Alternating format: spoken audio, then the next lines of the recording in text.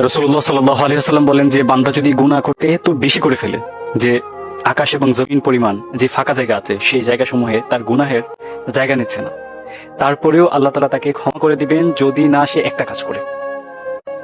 এই মেসেজটা আপনার প্রিয় বন্ধু যাকে আপনি শুভাকাঙ্ক্ষী মনে করেন তার কাছে পৌঁছে দিবেন।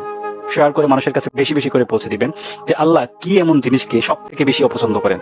মনে রাখবেন, আল্লাহ রাব্বুল আলামিন আপনার সমস্ত গুনাহকে ক্ষমা করে দিবেন যদি আপনার আমল নামায় শিরকের মতো খারাপ গুনাহ না থাকে। এজন্য আল্লাহ তাআলার সাথে কখনোই শিরক করতে যাবেন না। মির্জা গালিবের একটা কথা আছে না, যে খুব সুন্দরভাবে তিনি বলেন যে আমি যখন আমার প্রিয়তমাকে আরেকজনের সাথে দেখলাম তখন আমার মনে হয়েছে যে আল্লাহ তাআলা কেন শিরককে হারাম করে দিয়েছেন। আপনি ভাবেন তো, একটা মানুষকে আপনি ভালোবাসলেন, সেই মানুষটাকে যখন পর পুরুষের সাথে দেখেন আপনার তখন কলিজা ফেটে যায়, কলিজা ছিঁড়ে যায়, কষ্ট হয়, চোখে পানি আসে।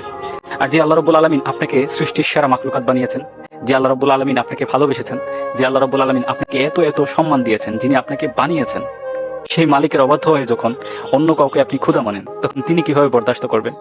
এই জন্যই বলা হয়েছিল যে আমাদের উম্মতের মধ্যে, সমস্ত উম্মতের মধ্যে সব থেকে ভালো লাকি উম্মত হচ্ছে আমরা। গুনাহ করলেও আল্লাহ তাআলার কাছে ক্ষমা চাইলে আল্লাহ তাআলা ক্ষমা করে দেন, যদি না সে শিরক করে।